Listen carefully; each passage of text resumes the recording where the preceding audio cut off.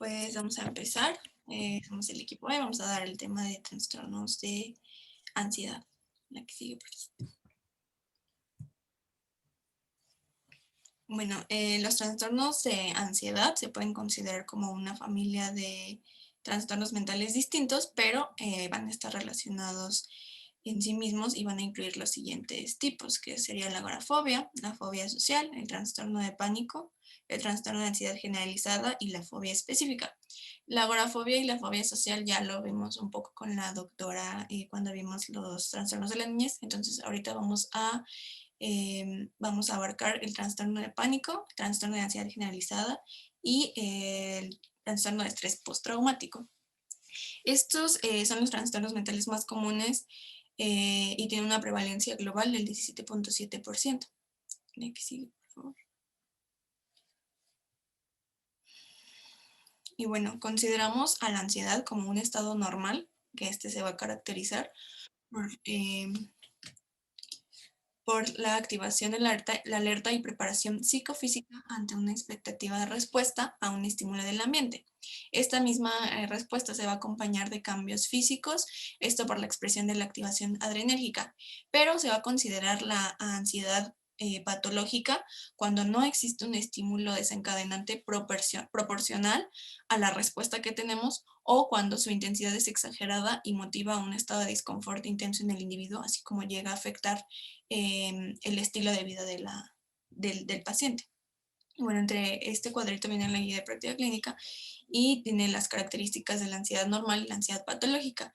Como característica general de la ansiedad normal, menciona que puede haber episodios poco frecuentes de intensidad leve o media y una duración limitada, en contraste con la patológica, que son episodios repetidos de intensidad alta y duración prolongada, así como la reacción va a ser desproporcionada o no va a haber una situación o un estímulo desencadenante. El grado de sufrimiento va a ser alto y duradero y el grado de interferencia en la vida cotidiana va a ser profundo. La que sigue, por favor. Bueno, entre el cuadro clínico de esta ansiedad patológica encontramos síntomas físicos y síntomas psicológicos y conductuales. Entre los más característicos está la sudoración, sequedad de la boca, mareo, inestabilidad, temblor, tensión muscular, palpitaciones, taquicardias, puede haber dolor precordial, disnea, náuseas, vómitos, estreñimiento, micción frecuente y problemas de la esfera sexual, así como en los síntomas psicológicos puede haber preocupación, aprensión, sensación de agobio. Esto es muy importante: miedo a perder el control, a volverse loco o una sensación de muerte inminente. Va a haber una dificultad de concentración, irritabilidad, inquietud, conductas de evitación de determinadas situaciones o bloqueos psicomotor y obsesiones, así como también compulsiones. También es importante mencionar que en la ansiedad patológica hay tres principales escuelas de teoría psicológica, que serían la psicoanalítica, la conductual y la existencial, y estas han contribuido ciertas causas que originan esta ansiedad. Entre estas está la teoría psicoanalítica, que menciona que se debe a que es como un signo de la presencia del peligro en el inconsciente. La teoría conductual, que menciona que es una respuesta condicionada a un estímulo ambiental en específico, condicionada, por ejemplo, no sé, una niña que sufrió de abuso por su padre en la infancia, entonces ya va a estar ese miedo condicionado hacia, por ejemplo, los hombres. Teoría existencial, que es respuesta al vacío que se percibe en la existencia y en el sentido, o sea, que vivimos pues, en un universo sin sentido, en un vacío. Eso. La que sigue, por favor. Y bueno, también existen condiciones médicas no psiquiátricas que van a estar relacionadas con la ansiedad. Están, por ejemplo, las no causales, que estas se van a referir que coexisten como una reacción psicológica a las siguientes condiciones médicas, por ejemplo, el postinfarto de miocardio, angina de pecho, arritmias cardíacas, la diabetes mellitus, asma, EPOC, hipocondriasis, epilepsia, y las causales, que se manifiestan como, pues sí, es una manifestación biológica de esta misma pues condición, que sea el climaterio, el hipertiroidismo, hiperparatiroidismo, hiper o hipoglucemia y el feocromocitoma. Entonces también por eso se deben descartar estas enfermedades a la hora de hacer un diagnóstico. Y también existen sustancias que producen síntomas de ansiedad, como entre los principales están los antigripales como la efedrina, broncodilatadores como el salbutamol, hormonas tiroideas, esteroides, incluyendo los anabólicos, los antidepresivos, medicamentos supresores de apetito, estimulantes sobre todo como la cafeína, cocaína, anfetaminas, también el tabaco y la marihuana. La que sigue, por favor. Y bueno, ya para entrar como tal a los diferentes tipos, en trastorno de ansiedad generalizada, se va a definir como una ansiedad y preocupación excesiva sobre diversos acontecimientos o actividades durante la mayor parte de los días que pueden llegar a alterar el entorno completo del sujeto, ya sea social, laboral, escolar. Esto a lo largo de un periodo de 6 meses como mínimo y que se asocia a los síntomas somáticos y psicológicos que ya vimos, pero sobre todo a tensión muscular, irritabilidad y trastornos del sueño e inquietud. Entonces, como resumen o definición, que los individuos van a estar ansiosos ante casi todo. En cuanto a epidemiología, es el trastorno de ansiedad más común entre la población adulta mayor, tiene una prevalencia del 5 al 10% y es más común en mujeres en una relación 2:1. Aquí sigue, por favor. Y bueno, en cuanto a su etiología, tenemos distintos factores. Entre los biológicos se encuentran la interrupción del sistema de serotonina y disfunción de la transmisión inhibitoria GABAérgica. Esto se ha dado gracias a las investigaciones de la eficacia terapéutica de las benzodiazepinas y a las azaspironas, como la auspirona, porque pues precisamente se manejan en estos sistemas de neurotransmisión. Entre los factores, perdón, también ahí algunos estudios genéticos demuestran que aproximadamente el 25% de los familiares de primer grado de los pacientes con este trastorno también pueden estar afectados. Entre los factores psicosociales, las dos principales escuelas del pensamiento están la escuela cognitivo-conductual y la psicoanalítica. Y de acuerdo a la cognitivo-conductual, los pacientes con este trastorno van a responder a peligros, a los peligros, pero de una forma incorrecta e inexactamente percibidos. Y la escuela psicoanalítica postula que la ansiedad es un síntoma de conflictos inconscientes que no han sido resueltos. Y también pues, factores ambientales como el estrés, el tabaquismo y el trauma psicológico. Aquí sigue, por favor. Y bueno, entre el cuadro clínico, como ya les mencioné, las características esenciales de este trastorno es la ansiedad y la preocupación sostenida y excesiva, acompañada de los síntomas de tensión o la inquietud motora. Y esta ansiedad resulta tan excesiva que va a interferir con los aspectos de la vida del individuo.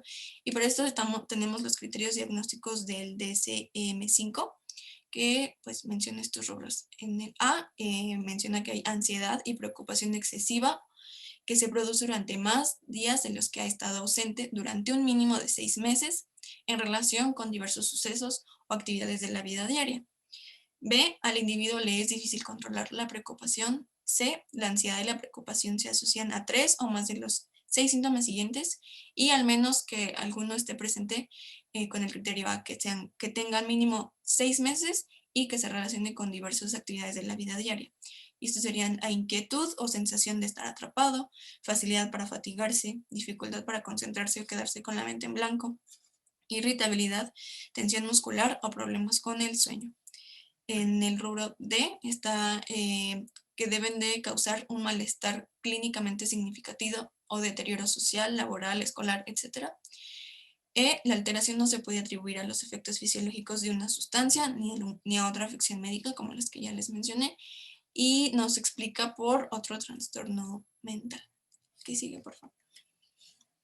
También están los criterios diagnósticos de CIE-10 de la OMS y menciona que el afectado debe tener síntomas de ansiedad la mayor parte de los días durante al menos varias semanas y entre ellos deben estar presentes rasgos de aprensión, de tensión muscular y de hiperactividad vegetativa y para diagnosticarse debe descartarse la coexistencia de otro trastorno de ansiedad, ya sea un episodio depresivo, de ansiedad fóbica, de pánico o un trastorno obsesivo compulsivo. La que sigue. Y bueno, para el tratamiento específicamente de ansiedad generalizada, el más efectivo incluye o combina las estrategias de psicoterapia, farmacológico y de apoyo. La psicoterapia, los principales enfoques van a ser el cognitivo-conductual, la terapia de apoyo y la orientada a la introspección. Las estrategias cognitivas abordan directamente las hipotéticas distorsiones que pueden tener estos pacientes cognitivos, y las estrategias conductuales van a hacer lo mismo, pero esto con los síntomas somáticos, o sea, con las palpitaciones, etc. Y la técnica principal que se utiliza es la relajación y la biorretroalimentación. Y por último, la terapia de apoyo, esta va a tranquilizar y confortar a los pacientes esta se utiliza por un menor periodo de tiempo. Y la orientada a la introspección, esta se va a centrar en descubrir los conflictos inconscientes e identificar los puntos fuertes del yo. Esto por las teorías que ya les mencioné de las diferentes escuelas. Y bueno, el farmacológico, su objetivo igual pues es aliviar los síntomas, prevenir las recaídas, evitar las secuelas y restaurar la funcionalidad de la vida cotidiana del paciente. Los fármacos principales van a ser las benzodiazepinas, los inhibidores de la recaptación de serotonina, la buspirona y la venlafaxina. Y la guía de práctica clínica menciona que se debe iniciar el tratamiento lo antes posible y se debe usar las benzodiazepinas como el alprazolam, lorazepam y diazepam en el inicio del tratamiento, en las reagudizaciones, y que debe de ser un tratamiento a corto plazo, de 8 a 12 semanas aproximadamente. Y que el tratamiento a largo plazo sobre todo se utilizan los inhibidores de recaptación de serotonina como la paroxetina, la sertralina o el escitalopram. La que sigue, por favor. Y bueno, ya en otros temas hemos visto los inhibidores de la recaptación de serotonina, pero no hemos visto las benzodiazepinas. Entonces, los vamos a ver. Es un grupo de fármacos con acciones ansiolítica, sedante, hipnótica, anticonvulsivante y miorrelajante. La indicación principal de estos, pero no es la única, va a ser para el tratamiento de ansiedad y el insomnio. En cuanto a su mecanismo de acción, estas benzodiazepinas van a ejercer sus efectos al unirse a la subunidad de los receptores neuronales del GABA, que esta a esta subunidad se le conoce como el receptor benzodiazepínico. Por lo tanto, las benzodiazepinas son agonistas de estos receptores y van a estimular la función del GABA. Y como sabemos, el GABA es el principal neurotransmisor cerebral con efecto inhibidor. Este mismo receptor GABA va a realizar sus funciones mediante canales de cloro, de forma que al abrirse los canales de membrana la entrada del cloruro va a hacer que las neuronas sean menos excitables y va a proceder pues con sus efectos clínicos, que es la sedación, la reducción de la ansiedad. Y bueno, se clasifican de acuerdo a su vida media. Están los de ultracorta, corta y larga. Entre los que más se utilizan son los lorazepam y el diazepam. Y entre sus efectos adversos que hay que tenerlos pues en cuenta es la sedación excesiva con somnolencia, dificultad de la atención y el lentecimiento motriz. Esto es el principal efecto adverso y el más común. La tolerancia y la dependencia, este es mayor en las de vida media corta y es menor en las de la larga. Y también es un efecto adverso más frecuente en ancianos, la amnesia anterógrada. Y la guía de práctica clínica menciona estas dosis del alprazolam de 2 a 4 miligramos al día. Esto se reparte depende de la presentación de la cápsula. Está el clonazepam de 2 a 6 miligramos al día y lorazepam de 2 a 5 miligramos al día. Esto en un periodo de 4 a 8 semanas como tratamiento inicial y posteriormente a demanda o a necesidad clínica. Aquí sigue, por favor. Y bueno, también la buspirona, que es un agonista parcial de los receptores de serotonina. En comparación al otro, va a requerir de una ingesta diaria por al menos 2 semanas para que empiecen a verse sus efectos. Entre sus ventajas es que no es sedante, no hay riesgo de adicción y tampoco tiene una interacción con el alcohol, a diferencia de las benzodiazepinas. Y por último, la venlafaxina, que es un inhibidor no selectivo de la recaptación de aminas biógenas, como la serotonina, noradrenalina y en menor grado la dopamina. Aquí sigue. Bueno, tantito ahí, me gustaría hacer una aportación sobre el trastorno de ansiedad generalizada. En cuanto a la clínica y el tiempo que se requiere para hacer el diagnóstico está perfecto. Solamente me gustaría hacer énfasis en el tratamiento. Hoy en día, sí, por supuesto, los medicamentos que más usamos son los ISRS, como les mencionaba Liz, de tipo sertralina, paroxetina y escitalopram, porque estos medicamentos tienen más efecto ansiolítico. Si bien se considera dentro de los medicamentos antidepresivos, funcionan en un 40%, digamos, todavía hasta 50% como antidepresivo, y el resto de ansiolítico. El citalopram es un medicamento que se maneja más para trastorno depresivo en adultos mayores. Tiene muy poco efecto a nivel de sintomatología de ansiedad. Tratamos de evitar las benzodiazepinas en esos pacientes. Una es porque la ansiedad generalizada cursa, si bien cursa con disfunción, los síntomas de ansiedad no son tan, vamos a llamar, severos como un ataque de pánico, un trastorno de pánico. Entonces, funciona muy bien solamente con el antidepresivo y SRS. Sin embargo, si se llegan a usar ese tipo de medicamentos, benzodiazepinas, como bien lo mencionaba en la tablita de los que son de acción ultra corta, corta, prolongada, se trata de usar el clonazepam en gotas de efecto de acción prolongada, porque el manejo en gotas se puede dar una dosis muchísimo más baja que se puede repartir durante todo el día. Es decir, una tableta de 2 miligramos, lo menos que le podemos dar es un cuartito que corresponde a 0.5 miligramos. Si lo trasladamos si lo trasladamos a gotas, ese 0.5 miligramos lo podemos dividir en 4 o 5 gotas al día. Entonces, al tener un efecto con menor dosis que abarque hasta 48 horas, 72, que es la vida media del clonazepam, podemos ayudar a que la sintomatología, al hacer una depresión a nivel del sistema nervioso central de la benzodiazepina, disminuya, ¿vale? Y al mismo tiempo, así como disminuye la sintomatología, eh, y el tiempo que tarda el antidepresivo, en ese caso también ansiolítico, de tipo ISRS, que tarda de 2 a 3 semanas, damos chance a que haga efecto el antidepresivo. Si me explico, o sea, ponemos las gotas, ponemos el antidepresivo al mismo tiempo, durante 3 semanas que hace efecto el antidepresivo con efecto ansiolítico, nosotros vamos a ir bajando de gotita en gotita el clonazepam hasta que suspendamos a las 4 semanas, y es el tiempo que se puede dar chance al ansiolítico de tipo ISRS para que haga efecto.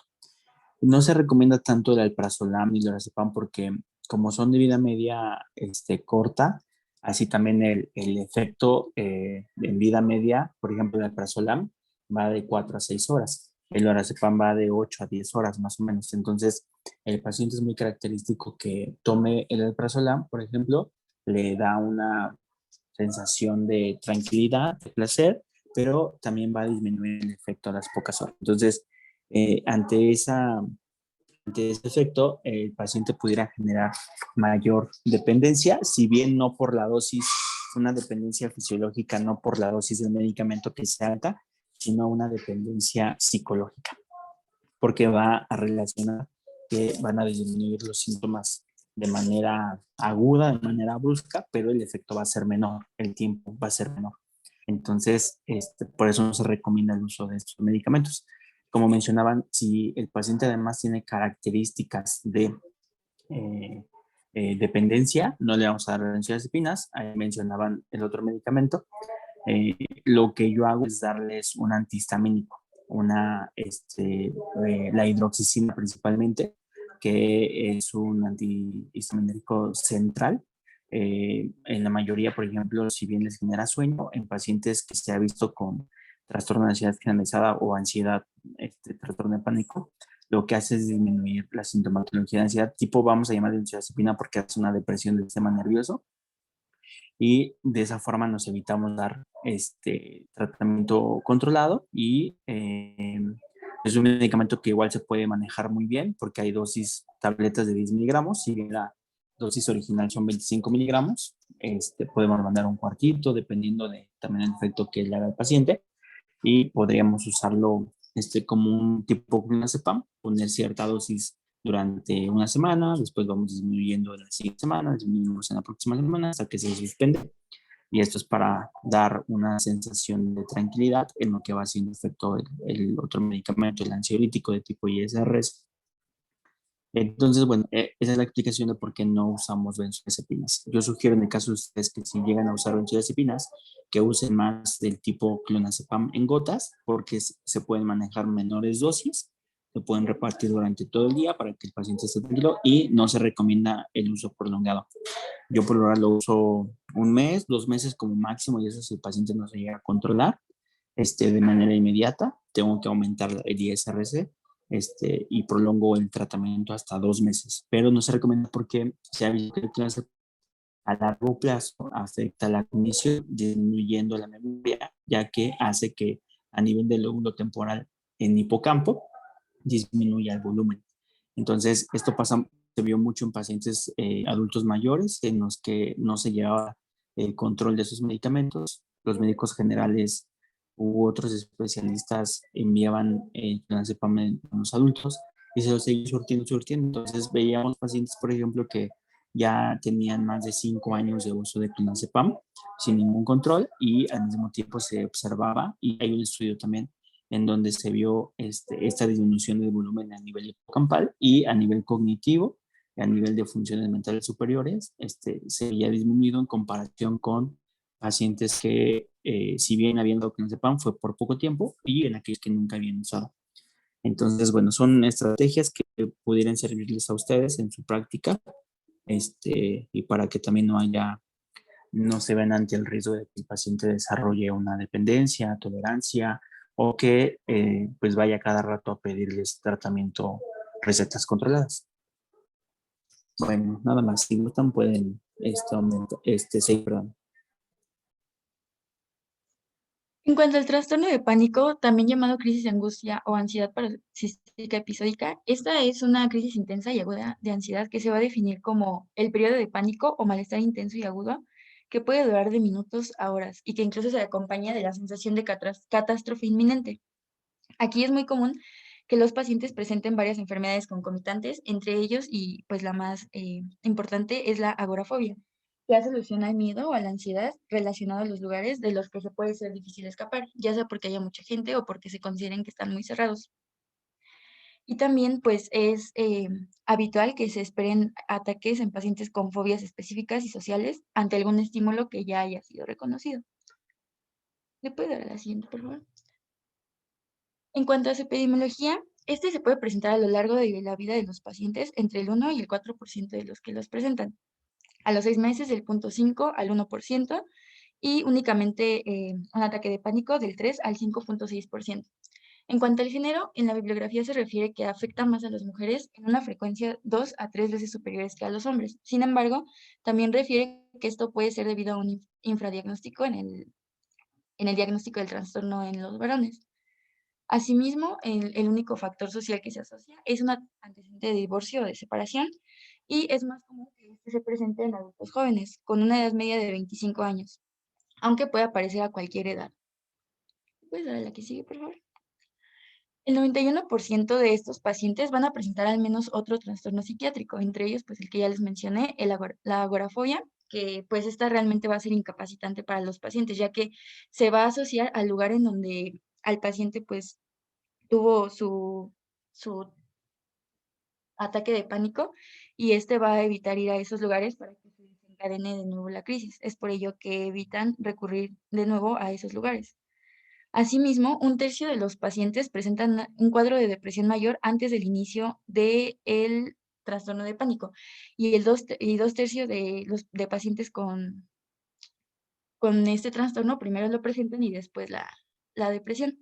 Asimismo, se asocia a fobia social, a alguna fobia específica, a una ansiedad, trastorno de ansiedad generalizada a un trastorno obsesivo compulsivo y a un trastorno por estrés postraumático, así como a otras enfermedades como hipocondría, trastornos de la personalidad, trastornos relacionados con sustancias, entre otros. Pues dale la que sigue, por favor. Y bueno, en cuanto a su etiopatogenia, los factores biológicos que se relacionan a ellos van a ser importantes, ya que en estos pacientes generan alteraciones tanto estructurales como funcionales. Entre ellos hay 3 sistemas de neurotransmisores implicados, que son los noradrenérgicos, los serotoninérgicos y los GABAérgicos.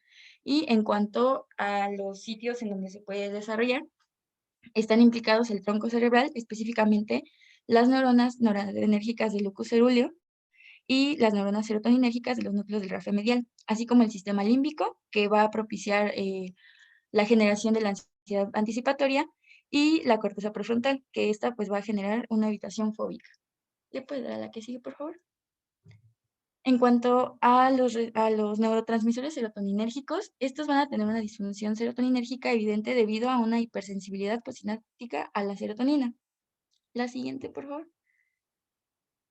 En cuanto a los GABAérgicos, aquí va a estar atenuada la transmisión inhibitoria del neurotransmisor GABA en la amígdala basolateral, en el mesencéfalo o en el hipotálamo. La siguiente, por favor. Y en cuanto a los noradrenérgicos, los receptores alfa-2 adrenérgicos presinápticos son los que van a estar implicados, debido a que en estos pacientes son más sensibles los efectos ansiógenos de la yohimbina. También respuestas exageradas del MHGP, que es el metabolito de degradación de la noradrenalina y del cortisol. Aquí la clonidina y la yohimbina activan los núcleos cerúleos y a su vez la actividad análoga del pánico, generando pues la sintomatología de la misma. Pues ahora la que sigue, por favor. También se han relacionado su etiopatogenia con sustancias neuroquímicas inductoras de angustia o ansiógenos, los cuales van a afectar a los receptores noradrenérgicos, serotoninérgicos y GABAérgicos de manera directa. Entre ellos están la yohimbina, el MCPP, agonistas inversos de GABA, flumacenilo, colecistocinina y la cafeína. Asimismo, hay ciertos ansiógenos respiratorios, como es el dióxido de carbono, el lactato sódico y el bicarbonato sódico, que van a estimular los grupos respiratorios, y así también va a desplazar el equilibrio ácido-base, por lo cual estos pacientes pueden presentar también una alcalosis respiratoria. Y por otra parte, también se han relacionado ciertas alteraciones en la estructura cerebral que se han detectado por neuroimagen. Entre ellos, pues en la resonancia magnética se ha identificado una afección en los lóbulos temporales, particularmente en el hipocampo y en la amígdala, así como una atrofia cortical del lóbulo temporal derecho. Y en una tomografía computarizada PET también ha demostrado una mala regulación del flujo sanguíneo cerebral asociado a una vasoconstricción cerebral. ¿Puedes dar a la que sigue, por favor? Asimismo, Y nada más tantito, perdón, me gustaría hacer una aportación.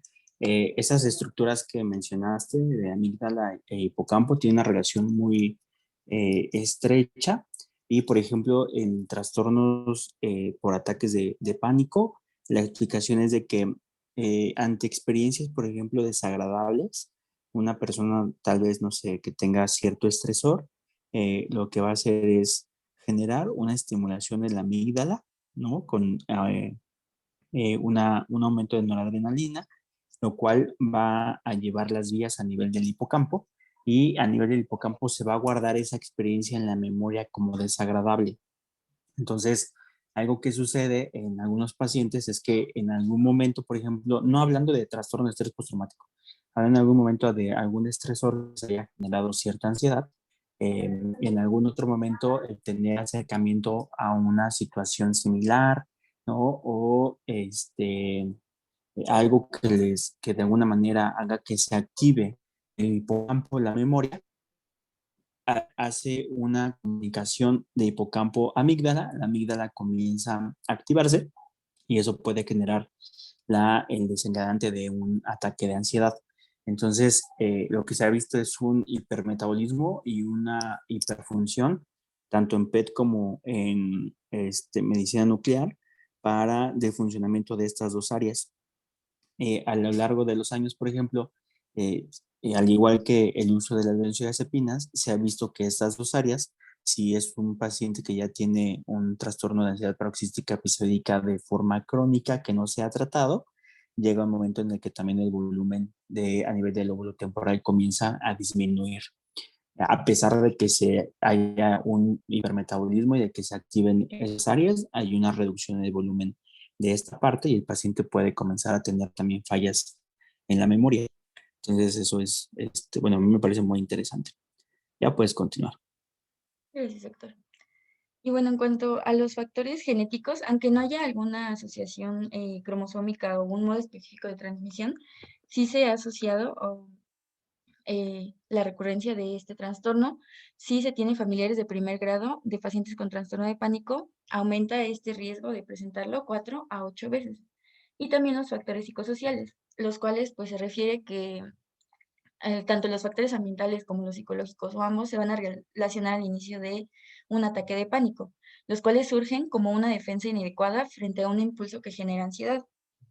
Esto, pues, aunque el paciente de manera directa no lo relacione con algo que pasó, pues meses anteriores al inicio de este trastorno pueden presentar episodios vitales muy estresantes. Entre los que se refieren pueden ser pérdidas de algún ser querido, separación de la madre en etapas tempranas, abuso físico y o sexual durante la infancia. Y también, pues, hacer énfasis en que estos acontecimientos psicológicos estresantes van a inducir a su vez estos cambios neurofisiológicos implicados pues en este trastorno. La siguiente, por favor. Y también pues están los factores psicodinámicos que van a incurrir en su aparición, entre ellos pues la dificultad para tolerar la ira, alguna separación física o emocional de personas significativas, tanto en la infancia como en la vida adulta.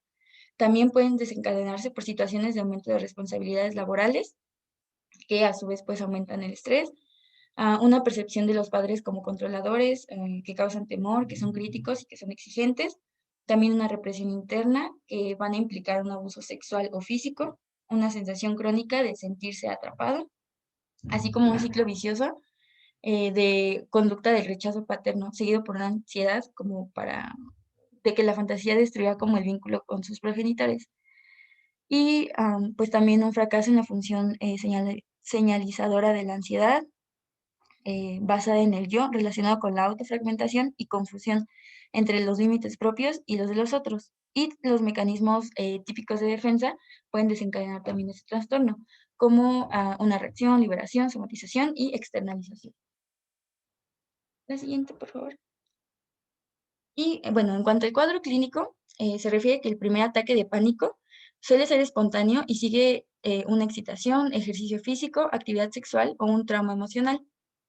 Asimismo, el ataque de pánico comienza estos síntomas en un periodo de 10 minutos y van a crecer con una intensidad muy rápida.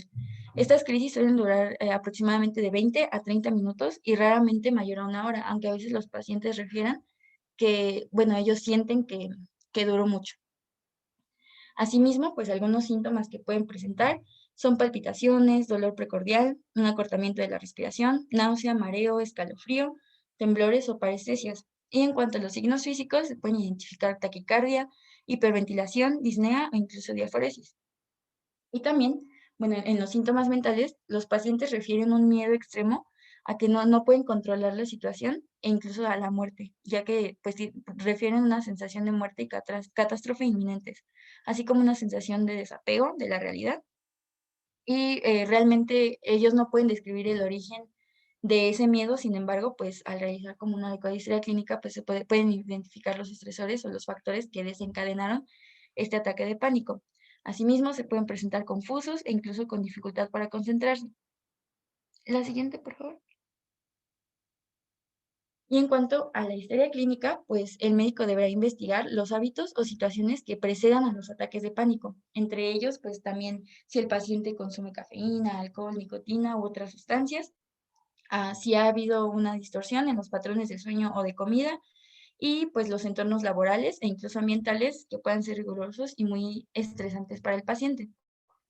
Asimismo, el paciente se presenta a la consulta principalmente por una preocupación somática de la muerte, porque ellos refieren que sienten como que les dio un infarto o un ataque respiratorio o que se asfixian. Y pues la presentación habitual de estos pacientes es un paciente joven de 20 a 30 años físicamente sano que insiste que va a morir por un infarto agudo al miocardio. Y esto es lo que los lleva a pues recurrir pues, sí, a la consulta. Asimismo, pues en el examen mental se pueden identificar la cavilación o una reflexión profunda y minuciosa de los ataques de pánico que el paciente ha tenido, así como dificultad para hablar, tartamudeo, pérdida de la memoria, y durante o después del ataque pueden presentar depresión, despersonalización y desrealización. Asimismo, pues estos suelen desaparecer ya sea de manera rápida o gradual. Y entre una crisis y la otra, es muy común que los pacientes puedan tener ansiedad anticipatoria, que esto va a ser como ese miedo que les genera el volver a pensar en otro, que les vuelva a dar otro ataque de pánico sin haberlo tenido. Y este pues se puede diferenciar de un trastorno de ansiedad generalizada debido a que los pacientes pueden decir cuál es el motivo de su ansiedad. La siguiente, por favor.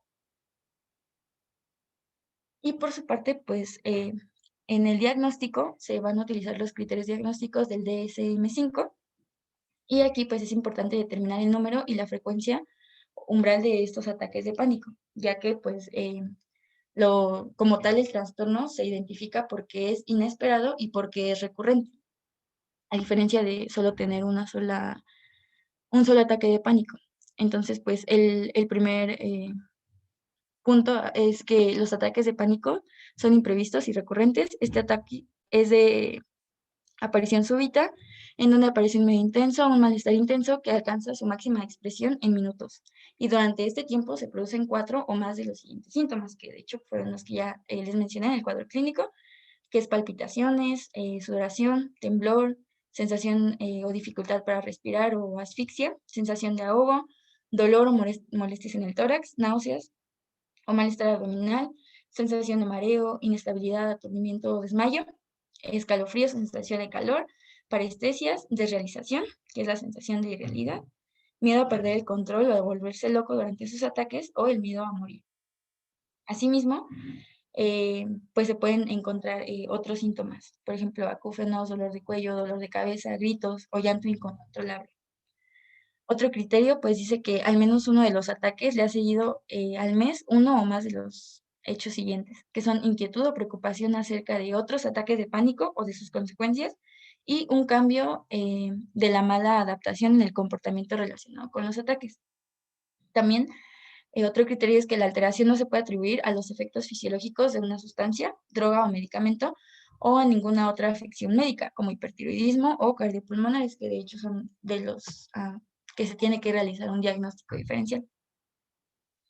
Y el último criterio es que la alteración no se explica por otro trastorno mental, es decir, no se producen únicamente en respuesta a situaciones sociales, como el trastorno de ansiedad social o como fobias concretas, trastorno obsesivo-compulsivo, sucesos traumáticos o separación de las figuras de apego. La siguiente, por favor. Y el diagnóstico diferencial, pues principalmente se va a realizar con... Perdón, me gustaría hacer también aquí, discúlpame, me gustaría hacer este, un aporte.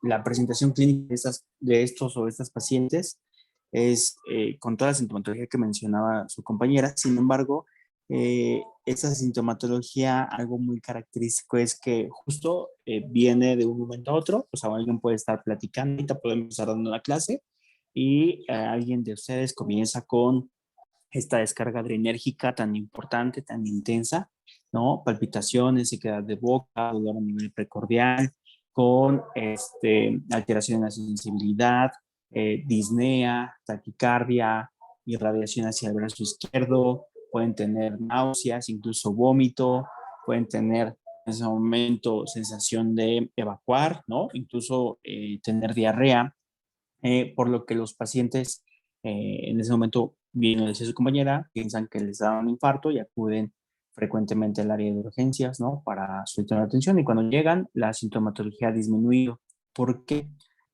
Más o menos tiene una duración de un pico intenso, digamos, un pico más alto de 5 a 10 minutos. esta sintomatología de descarga adrenérgica, es decir, el paciente va a sentir que se muere en ese lapso, 5 minutos más o menos, y después comienza a disminuir esta sintomatología porque justo hay un agotamiento del locus coeruleus con la síntesis y la excreción de noradrenalina.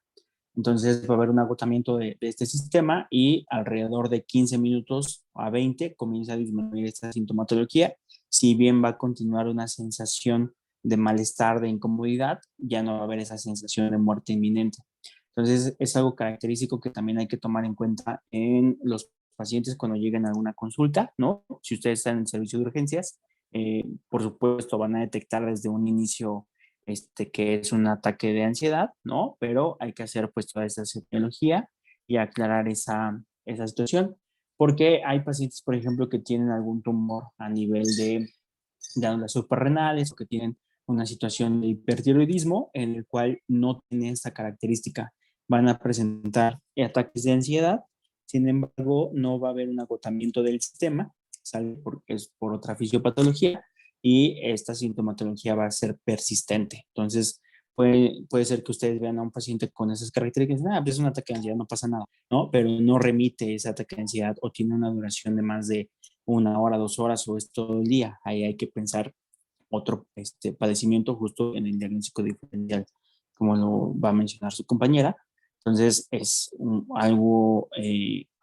detalle que hay que tomar mucho en cuenta y bueno, la presentación clínica de esos pacientes la pasan terrible, ¿no? Al pensar que van a morir. Bueno, creo que nada más. Ya puedes continuar. Doctor, gracias. Y bueno, el diagnóstico diferencial, principalmente de algunas enfermedades orgánicas, que se asocian a los síntomas que presentan los pacientes, son las enfermedades cardiovasculares como anemia, angina, insuficiencia cardíaca, hipertensión arterial, entre pues de las más comunes, también las neurológicas como un evento cerebrovascular, epilepsia, corea, migraña, esclerosis múltiple. En cuanto a las enfermedades endocrinas, pues asociación bueno, por algunos datos clínicos como la enfermedad de Addison, un síndrome carcinoide, un síndrome de Cushing, diabetes mellitus o hipertiroidismo, así como enfermedades pulmonares, asma, hiperventilación, embolia pulmonar y bueno, también pues realizar el diagnóstico diferencial con algún síndrome o alguna asociación a una intoxicación por fármacos o sustancias, entre ellos pues anfetamina, nitrato de amilo, anticolinérgicos, cocaína, alucinógenos, marihuana, nicotina, teofilina. Esto porque pues muchos pacientes tienen comorbilidad con el abuso de sustancias, entonces pues también para considerarlo.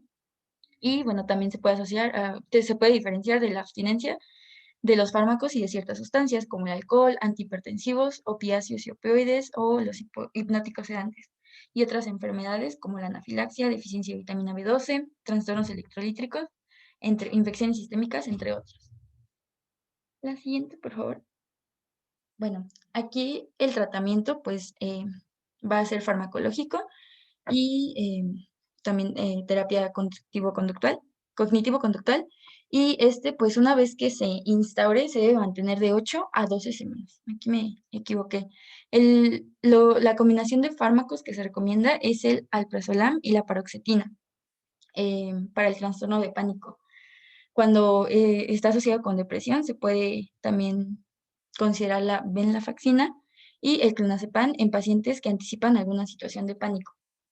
Asimismo, en un control rápido, pues se puede indicar alprazolam con un inhibidor selectivo de la recaptura de serotonina y una lenta reducción de las benzodiazepinas. Y si hay alguna falta de respuesta, pues cambiar la clase de los fármacos que se dio, combinar con algún inhibidor de la recaptura de serotonina o un tricíclico con benzodiazepina. Así pues los inhibidores selectivos de la recaptura de serotonina son los fármacos de primera línea y son los más efectivos para los trastornos de pánico, ya que comparados con el placebo, pues van a mejorar los síntomas de la ansiedad anticipatoria, la evitación agorafóbica y los síntomas relacionados con la discapacidad funcional y la calidad de vida. Entre ellos, pues, se elige primeramente la paroxetina, ya que tiene un efecto sedante y calmante inmediato. Y los alternativos, se puede utilizar citalopram, escitalopram, fluvoxamina y sertralina. Y bueno, también se pueden utilizar, bueno, si se utilizan benzodiazepinas, este inicio es más rápido frente al pánico. El alprazolam es el más utilizado y puede administrarse a periodos largos, aunque se tiene que retirar lentamente para evitar una dependencia mientras se continúa con un fármaco serotoninérgico. También se pueden utilizar los tricíclicos y tetracíclicos como cloprimina e imipramina, que son los más efectivos, pero sin embargo estos presentan pues mayores efectos adversos, como dependencia, síndrome de abstinencia y recurrencia ante la discontinuidad del tratamiento. También se pueden utilizar los IMAO, que provocan menos sobreestimulación. Pues a la siguiente, por favor. Y en cuanto a la terapia cognitivo-conductual, esta pues se va a basar en la educación de las falsas creencias de los ataques de pánico a los pacientes y la información sobre las mismas para que sepan identificarlos. Asimismo, pues esta va a ayudar a monitorear sus síntomas y a enfrentar las situaciones, por ejemplo, si tienen que, si les dio un ataque de ansiedad y tienen que recurrir a él, pues se tiene que, con esta terapia pues se puede trabajar para poder enfrentarlo y que no pues interrumpan las actividades cotidianas en la calidad de vida del paciente. Esta terapia pues tiene mayor efectividad con la combinación de la farmacoterapia. Entonces, pues hay evidencia de que juntas es mejor para evitar la recurrencia de los ataques de pánico. Y en cuanto a la evolución y pronóstico de estos pacientes, este va a ser un trastorno crónico de evolución variable, dependiendo pues del control de la misma. La frecuencia e intensidad de los síntomas va a fluctuar tanto de un ataque como de otro, como de un paciente y de otro. También pueden aparecer pues varias veces al día o al menos una vez al mes, dependiendo pues de los factores que también influyen en el paciente. Aquí pues los pacientes, aproximadamente un 30 y 40% van a ser asintomáticos durante el seguimiento. El 50% con síntomas leves no va a repercutir en sus actividades cotidianas y pues si presentan un cuadro de depresión asociado, pues que es en el 40 al 80%, va a tener un mayor riesgo de intentos de suicidio. Y también, como les mencionaba, pues el 20 a 40% de estos pacientes presentan dependencia al alcohol y otras sustancias que va a complicar los cuadros. Esto también refiere que puede deteriorar las interacciones familiares, escolares y laborales. Entonces, pues, de ahí radica su importancia de un adecuado seguimiento. La siguiente, por favor. Bueno, pues Sí, vamos. ahí nada más tantito. Permíteme tantito. Sí. En cuanto al trastorno de ansiedad paroxística episódica, ahí sí se recomiendan más las benzodiazepinas de vida media corta. El prazolam es de los más usados, por ejemplo, cuando llegan pacientes al área de urgencias con un trastorno o un ataque de pánico, lo que se pueden usar son dosis de 0.5 hasta 1 miligramo de benzodiazepina, porque 2 los noquearía, o sea, les daría muchísimo sueño y se la van a llevar en calidad de bulto. Se recomienda, por ejemplo, que para el tratamiento a largo plazo, de primera instancia se combine, bien lo decía su compañera, paroxetina, que es un ISRS con mayor efecto ansiolítico, pero aquí hay que tener cuidado por el efecto adverso que les mencionaba, que es disminución de la libido, y en caso de hombres con disminución en la erección y en caso de mujeres con la lubricación vaginal. Entonces, puede afectar mucho esta parte a parejas jóvenes. Entonces, si vemos que hay un problema en cuanto al paciente con este efecto adverso, podemos dar sertralina. Y repito, esos medicamentos no hacen efecto inmediatamente, tardan de 2 a 3 semanas, a veces hasta 4. Entonces, ahí sí estaría recomendable dar alprazolam, pero se tienen que manejar dosis de 0.25 hasta 0.5 miligramos. Pueden incluso dar tomas cada 8 horas y eso se puede llevar al igual que las gotas con el clonazepam. Por ejemplo, dar 0.5 miligramos al día, en el día, perdón, 0.5 miligramos en la tarde, 0.5 miligramos en la noche. Después, una semana. A la siguiente semana disminuimos la dosis, ¿no? Sería, por ejemplo, 0.5, 0.25, 0.5. Pues a la siguiente semana, 0.25, 0.25, 0.5. A la siguiente semana, 0.25, 0.25, 0.25. Y así ir bajando gradualmente el medicamento justo para no generar una situación de síndrome de abstinencia en la paciente por la suspensión de la benzodiazepina y eso nos da tiempo a que el ansiolítico tipo ISRS comience a hacer efecto, ¿vale? Entonces, o si no se quieren meter en problemas con alprazolam, puede mandar de la misma forma también gotas de clonazepam, pero se ha visto que con esos pacientes funciona muchísimo más el alprazolam porque el inicio del efecto va de 10 a 15 minutos. Se toman ustedes la pastilla de alprazolam y a los 10 minutos se sienten muchísimo mejor. Baja mucho esa sintomatología de ansiedad. El efecto pues es menor, por eso se puede dar hasta cada 8 horas, ¿vale? No hay que tenerle miedo, solamente hay que manejar dosis pequeñas y ir quitando cada semana cierta dosis para no generar una dependencia del paciente y no generar un síndrome de abstinencia. Ok, continuamos. ¿Sí se escucha? Sí, se escucha. Ah, pero ok. Bueno, ahora vamos con el último tema, que es el de trastorno de estrés postraumático. Entonces, tenemos que el trastorno de estrés postraumático se va a referir a la aparición de un gran estrés y ansiedad tras la exposición a episodios vitales traumáticos. Este se va a caracterizar principalmente por reaccionar a las experiencias con miedo o con impotencia para posteriormente revivirlas en sueños o en vigilia, y aquí es donde entra uno de sus síntomas característicos, que son los flashbacks, que esto es reexperimentar los acontecimientos y en ese lapso pues se va a producir un entumecimiento de la actividad con un estado de hiperexcitación. Esto también se puede manifestar con otros trastornos como son depresión, ansiedad, dificultad cognitiva y disminución de la concentración. Estos episodios traumáticos lo vamos a ver un poquito más adelante, pero pueden surgir al ser testigo o verse involucrado en accidentes, crímenes, conflictos bélicos, ataques, secuestros, desastres naturales, alguna enfermedad mortal o de alto riesgo, abuso físico sexual, tortura y cualquier acontecimiento que pueda resultar muy impactante para las personas.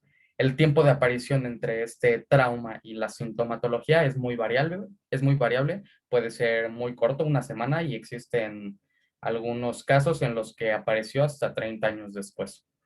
A su vez, los síntomas de este trastorno pues pueden fluctuar con el tiempo e intensificarse durante algunos periodos de estrés. Dentro de su epidemiología, tenemos que de 9 al 15% de las personas lo van a experimentar a lo largo de su vida.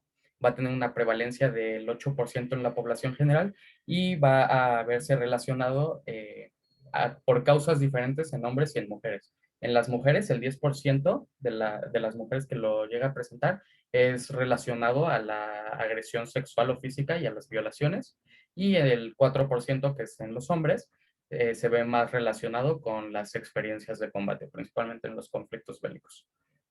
Y bueno, 5 al 15% de las personas, también esto es muy importante, pueden experimentar alguna forma subclínica de este trastorno.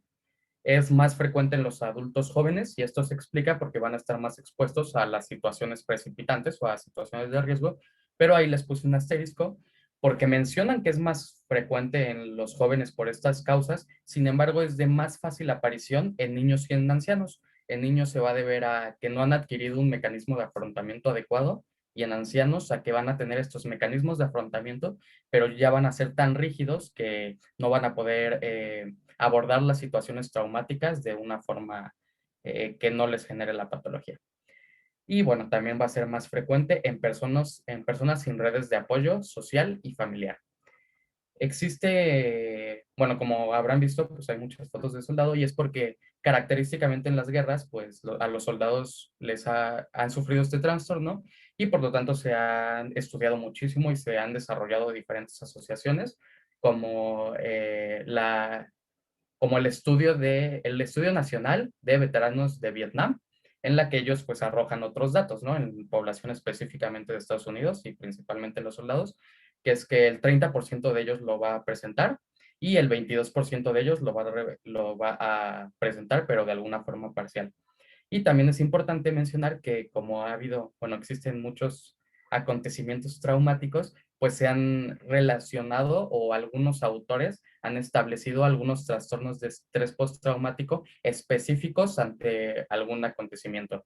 Mencionaban el del 11 de septiembre, las Torres Gemelas, en el 2001, la guerra de Irak, Afganistán, de Vietnam.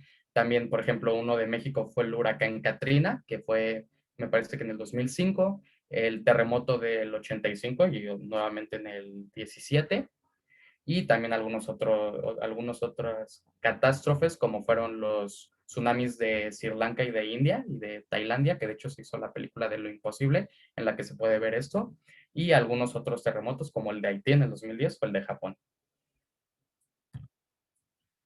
Este trastorno pues va a tener diferentes comorbilidades. Se dice que 2/3 de los pacientes van a presentar al menos 2 trastornos más, y los más comunes van a ser los trastornos depresivos, el abuso de sustancias, los trastornos de ansiedad y el trastorno bipolar. Y bueno, hablando un poco acerca de la etiología, pues vamos a empezar con el que está hasta arriba, que son los factores estresantes. Este, pues ya lo dijimos a grandes rasgos, por definición, es el factor causal primordial que va a provocar la aparición del trastorno de estrés postraumático. Sin embargo, el factor estresante per se no va a causar el trastorno. Debe de existir una respuesta de esa persona con miedo o un horror intenso ante ese acontecimiento. Y esto se puede relacionar con los factores de riesgo y los factores psicodinámicos. Para que quede un poquito más claro, les voy a poner un ejemplo en el que existe un grupo de personas que va a estar envuelto en alguno de estos acontecimientos, pongámosle un terremoto donde vieron que murieron muchas personas, se cayeron edificios así, y de ese grupo de personas, solo algunos van a desarrollar el trastorno y los otros no, a pesar de que es exactamente el mismo estímulo. Lo que no es exactamente igual, pues son los factores a los que han estado, en los que han estado envueltos a lo largo de sus vidas. Y a eso nos referimos con los factores de riesgo o vulnerabilidad y los psicodinámicos, que los vamos a explicar un poquito más. Primero están los de riesgo, en los que algunos de ellos como ya también lo mencionaron en la de ansiedad, porque también está muy relacionado, pues puede ser la presencia de algún trauma infantil, pueden ser algunos rasgos de personalidad como la límite, paranoide, dependiente o antisocial. El sexo femenino, bueno, se puede ver más afectado, la vulnerabilidad genética a las enfermedades psiquiátricas, algunos cambios recientes estresantes, la percepción de que no se está en control bueno, del acontecimiento que se está viviendo, o la reciente ingesta excesiva de alcohol o de alguna otra droga. Y ya dentro de los psicodinámicos, pues estos básicamente van a postular que el trauma ha reactivado un conflicto psicológico previo que no ha sido resuelto. Generalmente estos trastornos pues van a ser algunos que se dieron durante la infancia. Y esta reactivación del trauma va a ser la que va a producir una regresión y el uso de algunos mecanismos de defensa, como puede ser la represión, la negación, las reacciones y la anulación. Por lo tanto, en rasgos generales, se va a resumir que algún conflicto preexistente va a ser el que se va a volver a despertar debido al nuevo acontecimiento traumático. Y bueno, aquí están algunos aspectos psicodinámicos, que para no alargarle la presentación, se los dejo aquí en la pantalla, pero a eso se refieren.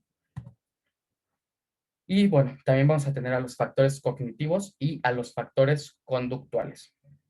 Los cognitivos van a postular que los individuos afectados no van a poder procesar el trauma que precipita este trastorno. A esto es a lo que me refiero con los mecanismos de afrontamiento, que vimos que en los niños pues todavía no están desarrollados y en los ancianos son muy, muy rígidos. Por lo tanto, como no van a poder afrontar esta eventualidad, pues van a seguir experimentando el estrés posteriormente y van a tener que generar algunos síntomas, que lo vamos a ver dentro en el cuadro clínico, que van a intentar eludirlo mediante algunas técnicas de evasión. Y también tenemos los factores conductuales, que básicamente se van a dividir en 2 fases. La primera es el trauma, que va a producir esta respuesta de miedo asociada a un estímulo, y la segunda fase es que algunos estímulos externos, como pueden ser recordatorios físicos, o sea, que les quede alguna cicatriz y cuando la vean ese sea su estímulo, los propios pensamientos que se consideran como recordatorios mentales, alguna visión, o sea, que estén viendo algo que se lo recuerde, olores y sonidos. Y estos estímulos van a suscitar de nuevo esa respuesta de miedo, como si la persona estuviera reviviendo ese acontecimiento. Y de hecho, bueno, aquí no sé si muchos la habrán visto, pero existe una caricatura que fue muy famosa cuando nosotros éramos niños, que se conoce como serie, como Happy Tree Friends. Y en este caso existe este personaje que se llama Flippy, que ante algunos estímulos, que principalmente son estímulos auditivos, él tiene el trastorno de estrés postraumático, pues va a recordar esos traumas que tuvo durante la guerra y se vuelve violento. Aquí les dejé un clip para que si alguien no lo ha visto, pues lo pueda ver posteriormente. Ahí, ya pasa la diapositiva. Ahí está. Y bueno, por último tenemos los factores biológicos. Estas teorías biológicas, al igual que como nos lo mencionó hace rato mi compañera Evelyn para los trastornos de pánico, pues se han desarrollado a partir de muchos estudios clínicos, pueden ser en modelos animales y también en poblaciones clínicas con el trastorno, principalmente otra vez los grupos de veteranos.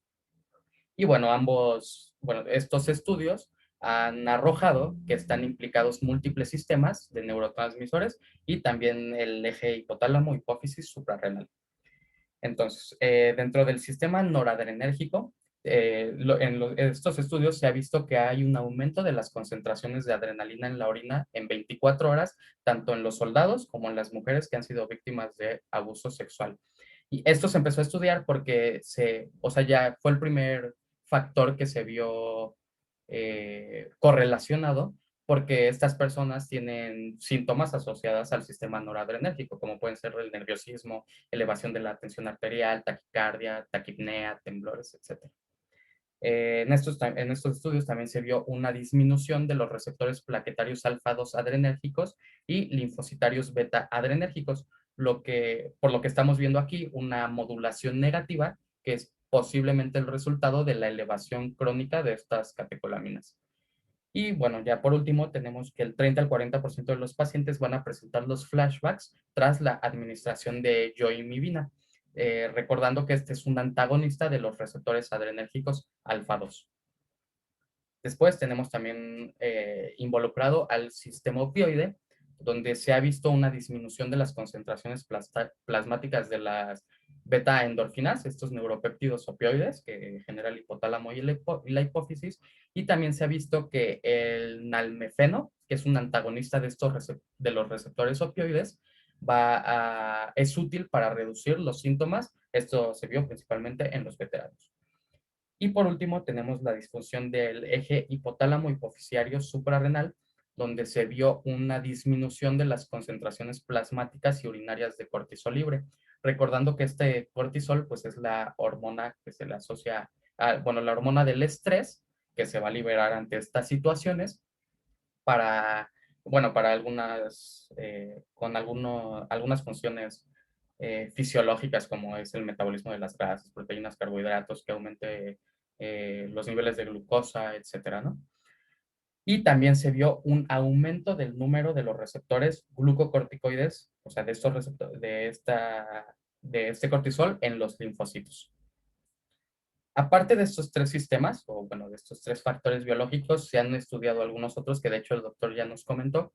Uno de ellos es la función del hipocampo, que aunque esta sigue siendo un poco discutida en algunos estudios en animales, se ha visto que cuando los animales están sujetos a estrés de forma crónica, van a sufrir algunos cambios estructurales en el hipocampo y esto es principalmente por la reducción de su volumen. Y también va a estar, bueno, tenemos que recordar que, fisiológicamente, pues el hipocampo es el que va a desempeñar esta función de regulación, codificación y consolidación de la memoria. Y también, ya por último, se han demostrado algunos cambios estructurales también en la amígdala, que pues es una estructura cerebral que está relacionada con el miedo. Ahora sí, hablando del cuadro clínico, ya les había mencionado que estos individuos van a presentar síntomas en 3 campos. El primer campo van a ser los síntomas de intrusión, que como la palabra lo dice, pues es la acción de introducir algo indebidamente. En este caso, pues van a ser esos recuerdos o esos flashbacks que son el síntoma clásico y que el cuerpo va a reaccionar ante estos recuerdos con un estrés fisiológico o psicológico. Ya les había mencionado taquicardia, taquipnea, aumento de la tensión arterial, un estado de alerta aumentado, hiperexcitación, etc. Después de estos síntomas de intrusión, viene el segundo grupo, que va a ser la evitación de estos estímulos. Y bueno, aquí va a estar el esfuerzo para evitar los pensamientos relacionados al trauma. Puede incluso haber una dificultad para recordar el evento traumático, eso asociado a la disminución del volumen hipocámpico. También puede haber anedonia, puede haber el afecto embotado y sentimientos de desapego o de desrealización. Y ya por último vienen los síntomas del aumento del estado de alerta, que van a consistir principalmente en insomnio, irritabilidad, hipervigilancia y los sobresaltos exagerados. Para realizar el diagnóstico, nuevamente vamos a utilizar nuestros criterios DSM-5. Y bueno, aquí hay dos anotaciones importantes. La primera es que el cuadro debe haberse desarrollado durante al menos un mes, porque en caso de que la duración sea menor, vamos a considerar un trastorno de estrés agudo. Y también el DSM-5 nos habla acerca de un trastorno relacionado, que se llama trastorno relacionado con traumas y factores de estrés no especificado. Y esto básicamente es cuando existen estos pacientes que tienen los síntomas emocionales, tienen los síntomas comportamentales. Estos síntomas se ha visto que son en respuesta a un factor de estrés identificable, pero que no va a cumplir con todos los criterios para el trastorno de estrés postraumático. Entonces se puede decir que tiene lo mismo, pero no cumple con todos los criterios exactamente. Y bueno, aquí está la tabla del DSM-5. Ya fuimos hablando de muchos, bueno, dentro del cuadro clínico y la etiología. Pero bueno, tenemos el punto A, que es la exposición a la muerte, lesión grave o violencia sexual, ya sea real o amenaza. Aquí lo vamos a poder dividir en experiencias directas y experiencias indirectas. Las experiencias directas va a ser que le haya pasado esta experiencia directa del suceso traumático, es decir, que al paciente sea al que le haya pasado ese evento, la presencia directa del suceso ocurrido a otros, bueno, eso no hace falta explicarlo, y ya vienen las indirectas, que es el que el paciente tenga conocimiento de que algún suceso traumático le pasó a un ser querido, a un familiar o a un amigo íntimo, o que se tenga una exposición repetida a detalles de sucesos traumáticos. Esto se asocia con los doctores, se asocia con los policías, con los paramédicos, bomberos, etcétera.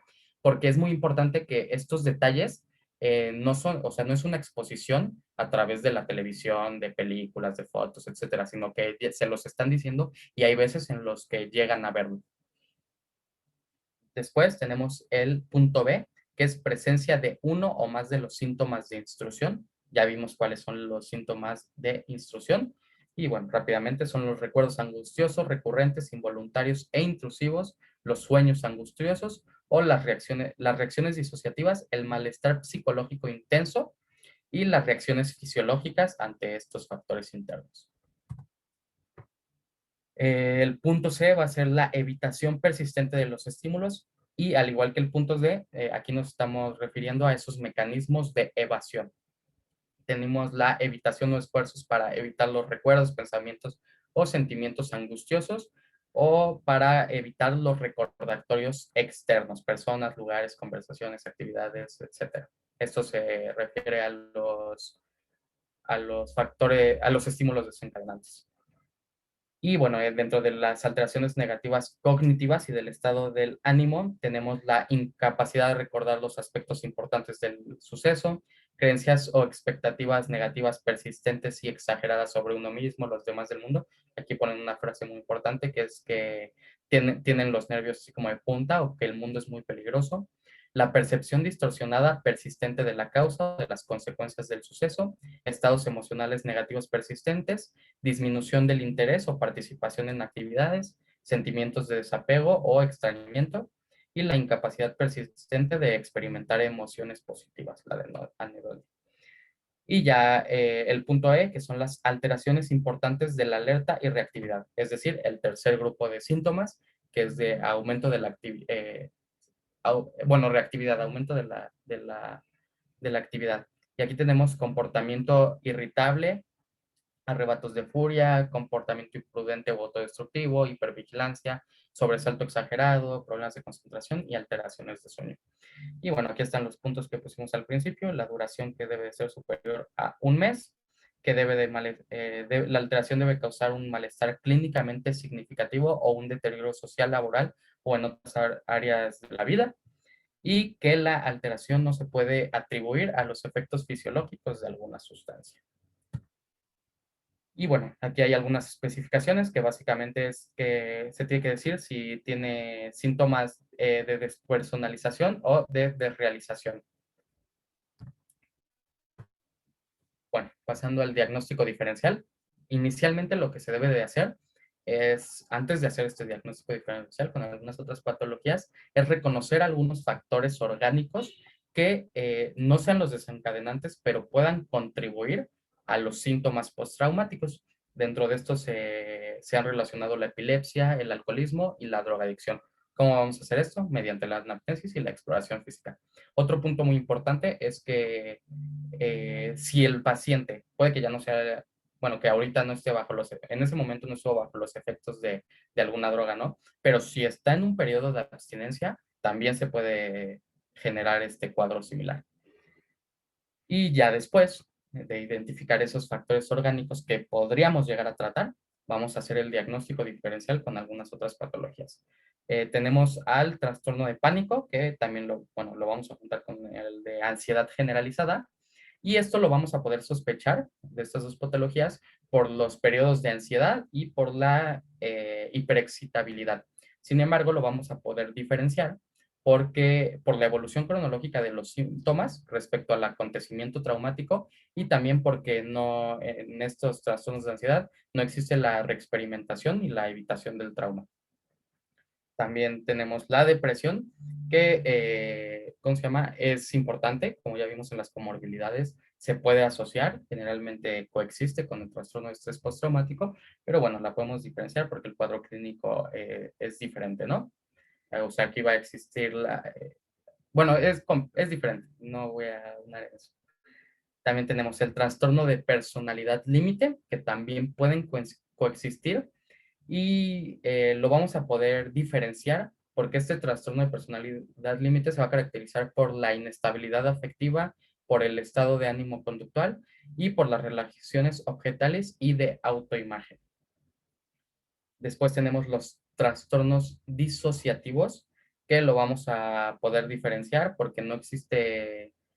Bueno, este se sospecha por la incapacidad de recordar los hechos traumáticos, pero no suelen presentar el grado de conducta de evitación, ni la hiperexcitabilidad, ni los antecedentes de trauma. Y ya por último tenemos los trastornos facticios, que este es muy común.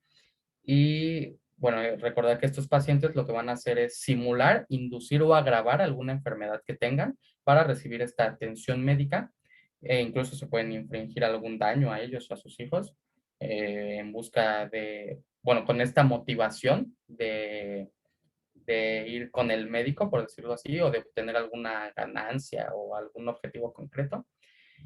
Y lo vamos a poder diferenciar porque van a tener una presentación poco usual o exagerada de los síntomas. Estos pacientes pueden buscar información acerca de la enfermedad y bueno, ya actúan como si tuvieran el cuadro clínico. Se resisten a las fuentes de información colaterales, es decir, no van a querer que los acompañe familiares o amigos porque, bueno, los pueden cachar ahí con las mentiras, que no tengan una respuesta al tratamiento o que tengan el afán de someterse a pruebas o algún procedimiento. La evolución, esta evolución es sin tratamiento. Del 100% de estos pacientes tras su inicio, 30% van a recuperar completamente, 40% van a presentar síntomas leves, 20% síntomas moderados y 10% síntomas graves. Y ya tras un año, 50% van a recuperar y 50% de ellos van a persistir con el trastorno. Y ahora sí, ya por último, pues tenemos el tratamiento, que lo vamos a dividir en dos fases, el farmacológico y la psicoterapia. Dentro del farmacológico, por eso está aquí en verde esto, el tratamiento de primera elección, tanto por eficacia, por tolerancia, por el perfil de seguridad y por reducir los síntomas de las tres agrupaciones, van a ser los inhibidores de la recaptura de serotonina y principalmente se usan la sertralina y la paroxetina. Y bueno, existen algunos otros grupos como pueden ser los ansiolíticos, los antidepresivos tricíclicos, aunque también le puse aquí un asterisco porque encontré algunas bibliografías donde no lo recomendaban, los inhibidores de la monoaminooxidasa y también estos que es lo mismo, solo que estos son inhibidores reversibles y los antiepilépticos. Y ya uno de los más importantes, que es la psicoterapia. Existen diferentes modelos, pero los más importantes son los de intervención con apoyo, educación y desarrollo de mecanismos de afrontamiento y aceptación. Entonces, aquí se va a dividir tanto en la terapia conductual como en la terapia cognitiva. Existen algunos estudios que dicen que la hipnosis también es útil en estos pacientes.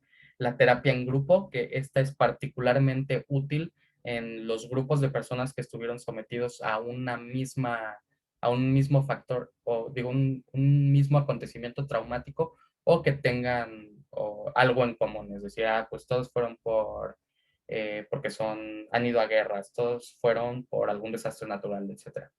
Y la terapia familiar, que es básicamente apoyo a la familia para que entiendan, para que se eduquen acerca del trastorno que tiene su familiar, y también particularmente en los matrimonios para que no sufran divorcios o no tengan peleas durante los periodos de exacerbación del trastorno. Y bueno, cuando valoramos la hospitalización, cuando tengamos síntomas muy graves, riesgo de suicidio o que las personas dentro de sus ataques, por decirlo así, se vuelvan violentos y puedan hacerle daño a otras personas. Y eso sería todo.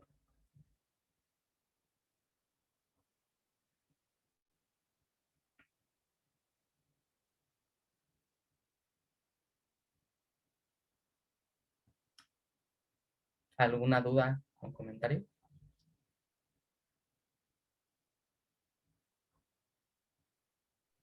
No, todo muy claro. Sí, todo estuvo muy bien. Gracias.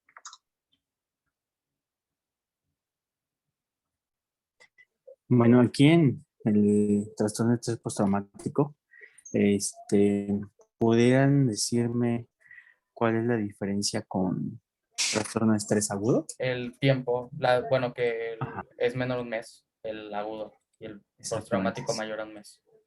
Exactamente, muy bien, perfecto. Y aquí no se recomienda el uso de benzodiazepinas en estos pacientes con trastorno de estrés postraumático porque se ha visto que el efecto que causa este medicamento es fijar más en la memoria el evento traumático. Entonces, en algunas ocasiones, en pacientes que tienen un reciente evento que pone en peligro su vida o la de los demás, que debe tener esas características para eh, que pueda desencadenar un trastorno de estrés postraumático, muchas veces se le suele dar al paciente por esa gran expresión de ansiedad, benzodiazepinas. Entonces, se ha visto que justo en esos pacientes se fija más en la memoria esos eventos traumáticos y por ende es más difícil también tratarlos, ¿no? Con antidepresivos de tipo ISRS. En esos pacientes por lo regular se suele combinar el ISRS con un antipsicótico, no como antipsicótico, como en dosis de tipo, por ejemplo, quetiapina, ¿no? Sino una dosis más baja que haga que se potencie el efecto del medicamento y que ponga cierta pausa a nivel frontal, ¿no? Como estar teniendo estos recuerdos vívidos de la situación traumática. Entonces se le puede poner un antipsicótico con ese objetivo. Por supuesto, posteriormente se le va a quitar, ¿no? Pero se tiene que usar este tiempo en el que le pone este antipsicótico para que se pueda avanzar en la terapia psicológica. Entonces, bueno, son esas estrategias que pueden hacer. Recuerden no dar benzodiazepinas, ya que se puede fijar más en la memoria ese recuerdo. Y en su caso hay que usar antipsicóticos a dosis bajas, por ejemplo, quetiapina, 50 miligramos, 25 miligramos, risperidona, 0.5 miligramos, y nada más son los que se pueden usar en estos pacientes. De ahí en fuera, por ejemplo, en cuanto a antidepresivos, se pueden usar la sertralina, paroxetina, y se ha visto también con citalopram y citalopram una mejoría. No se recomienda tanto fluvoxamina, ya que actúa más como en las vías serotoninérgicas a nivel de ganglios basales, como para esta situación de trastorno obsesivo compulsivo. No se recomienda tanto en trastorno postraumático. Y fluoxetina a dosis altas pudiera mejorar también, digamos, a nivel frontal en cuanto a disminuir como esa perseverancia en los pensamientos, digamos, en los recuerdos. Sin embargo, puede exacerbar la ansiedad. Entonces, pues nuevamente los más indicados son paroxetina y sertralina. Pero, bueno, se la pasan muy mal sus pacientes, tienen muchísima disfunción. Y aquí lo que ayuda más son la terapia psicológica una vez que se logra controlar los síntomas. Si aún controlándose los síntomas y no hay una adecuada terapia psicológica, al disminuir nosotros el medicamento o retirarlo, el paciente va a continuar con el padecimiento. ¿Alguien quiere hacer alguna aportación?